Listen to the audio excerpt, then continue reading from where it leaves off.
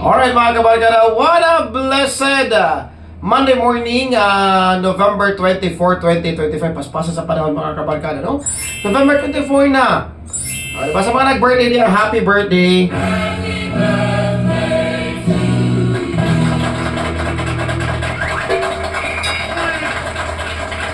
Bueno, this Monday morning ato pagahisgutan mga kabarkada. Kanang gitawag nato ba og sorry. Common kayo ni nga panultihon or word nga masulti nato eventually hilabi na kung natay mga gibuhat nga kalapasan right on act. For example, wani mo tuyuan ay atakan nimo iyang tiil during sa paglakaw ay sorry, di ba? O di ba ka nay uban nga kanang nakasala sila automatically, uy sorry kayo ha. O di ba ka nay uban nga kanang nasa sila mga friend nga gitagad sa public nga wala matagad, uy sorry kayo, busy kay kusanan.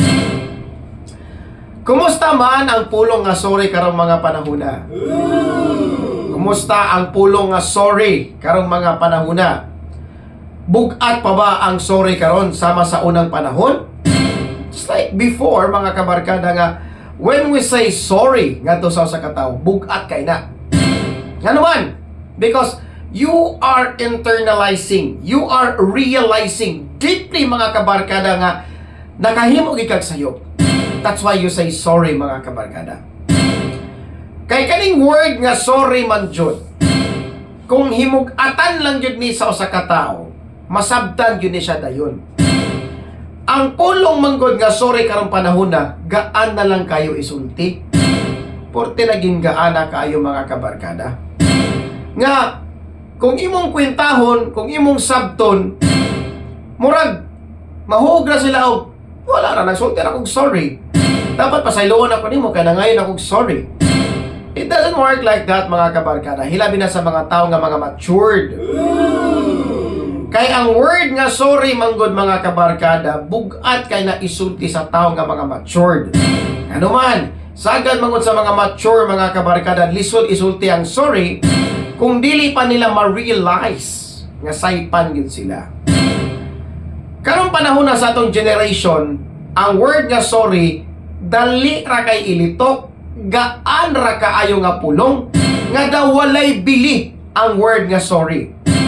Sergeant Rico, ngano na kaingon man kaana? Kay naman ko ubang mga tao mga kabarkada, ang pulong nga sorry gibalik-balik na lang ba? Now, sultihan na mga kabarkada this morning, kung ang tao nga sige sulti og sorry sa imuha, pero gabalik-balik ra gyapon sa susamang sayop, then wa na siya kasabot sa unsay buot pasabot nga sorry. Wa na siya nakasabot og unsa di ay ang pulong nga sorry. Wa na siya kasabot og unsa ng apology, wa na siya kasabot sa ng pasensya, wa na siya kasabot. Nga naman, wala man ni hatagi og gibug-aton og value ang word nga sorry kay wa man siya kausaban nga maayo. Hey, reminders lang mga kabarkada nga mga listeners nato karon. Musulti ganit ang pulong nga sorry, siguraduha nga sincero ka sa pagpangayon imong sorry. Nga kanamang after ka nangayog sorry sa imong usa ka butang nga gibuhat nga kapakyasan, paninguha gyud nga dili na ni maotro pa sa makausab. Kay maotro pa gani sa makausab after ka nangayog sorry, useless na ang mga pulong nga musunod sa imong mga baba. Useless na ang mga reasons. Useless na ang mga explanations.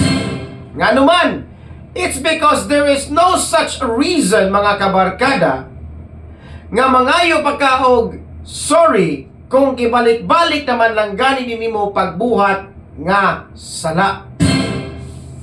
Tinood na mga kabarkada. Bitang ka lang ha, butang ka lang. Sa usa ka tawo, nangayo siya sorry sa iyang usa ka tawo nga permanente niyang libakon. Unya ugma gilibak ra gyapon niya. O dili siya sincero nga pagpangayog sorry. Di siya sincero mga kabarkada. Mahog niya og ang word nga sorry, murag wala ra niya. Murag ngano di ay ngayog sorry. Namo ko yung mga sorry mga kabarkada nga pulo nga wala gikan sa kasing-kasing. Gikan na sa baba para lang mahunong ang istorya, para lang mahunong ang issue. Mao ni ang dili sincero nga sorry. na abuse na ang sorry karong panahon na mga kabarkada, tungod kay naay mga tao nga di kasabot og unsa kabugat ang pulong nga sorry. Unta masabta na sa tao mga kabarkada nga bugat gyud kining pulong nga sorry. Bugat kina mga kabarkada, why kalainan ang pulong nga sorry og sa pulong nga I love you. Parihar na silang degree nga gibugaton. Dili search oy kaya nga I love you sa pag-express man na siya og kanang paghigugmaso sa katao. Ngano di ay ang pagpangayog sorry di ay pag-express mo na nga kibaw kang saipan ka. Parihar na silang level, although lain-lain sila og karakter. Mao na akong buti pasabot ninyo. Parihara na sila og meaning mga kabarkada. Parihara na sila og kanang gibug-aton. Dapat parihara sila gibug-aton. Dili kay patakak lang kag sulti anak. Ang naiuban ni panglabay na lang ang I love you. Naiuban ni panglabay na lang ang sorry. Naiuban na use sila pagpayag sorry to the point nga dili nila masabtan nga ang pulong nga sorry bilinhon kaayo. Bugat kay na ang pulong nga sorry. Tinood na. Ang word nga sorry behind the scene is the exact realization nga uy, sipyat yun ko da. Before ka mangayog sorry sa katao nga nabuhatan ni mong sala, na-internalize ni mo mga kabarkada nga saipan jud ka. No, nakaamgo gid ka ba nga saipan jud ka. Mo nang sunod paninguhaon nimo nga dili na ni mausab pa nga sayop. Paninguhaon gid mo mga kabarkada kay nangayo magkag-sorry. Once mangayog sorry ako sa katao kung balik-balikon gyapon niya ang susamang sayop, wa na kasabot og unsay buti pasabot sa sorry. Nasabta lang niya nga nakasala siya apan wa siya kasabot nganong nangayo siya sorry. It's not enough nga masabtan sa katao nga nasayop siya mo na nangayo siya sorry. It's not enough mga kabarkada kay ang pagpangayog sorry na ay sincerity due process. Due process na. Dili na kay human na ka nalito kog sorry, okay na. No. Dapat you have to prove sa usa ka tawo nga buhat nga nabuhatan nimo kasaypanan that you are sincerely sorry about particular. Dili kay sabi ka na nga na magag-sorry, buhaton ra gyapon nimo ang susamang kalapasan. Then you are not telling sorry sincerely. Instead, you are manipulating this person nga gihimo nimong lisensya ang pulong nga sorry. Gihimo nimong lisensya ang pulong nga sorry haron lang pabalik-balikon nimo ang susama nimong sayop. Unsa may gusto nimong ipasabot mga kabarkada? Kay nasayop man ka, wala na nga kag sorry. Unya kasagaran na ba sa mga tao nga masayop, mo explain pa gyud sila nganong nasayop sila. Ang buot ipasabot nga ni-explain pa ka nga sayop ka. Sa di ay gusto nimo itolerate na lang ang imuhang sayop. A man or a woman with strong dignity and maturity features. Dili sila basta-basta mudawat og explanation. Kay nakahimo magkagsayop. Enough na ang pulong nga sorry, unya enough na ang pag-prove nimo nga you are sincerely sorry pinaagi sa maayong kausaban o dili pagbuhat sa susamang kalapasan. Mao na tinuod nga tawo nga nangayog sorry. Apan kung kanang tawhana gabalik-balik gani sa pagbuhat og susamang sayop, unya sorry ra gapon ang iyang nakamaho ang initok, useless ang pagpangayo niya og sorry. Kay wa man siya kasabot og unsa kabilinon og gibugaton sa pulong nga sorry mga kabarkada. Kay yano ra ba kanyang buhaton ang susamang kalapasan. Make sense?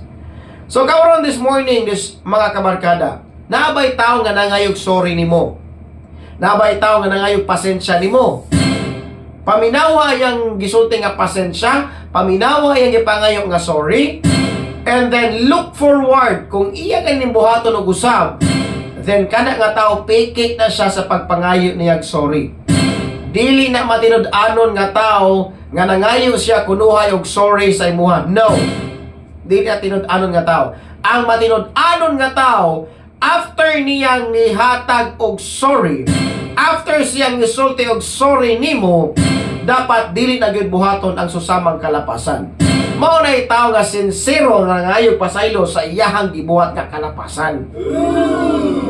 Oh, mao na ang realidad karong panahon na.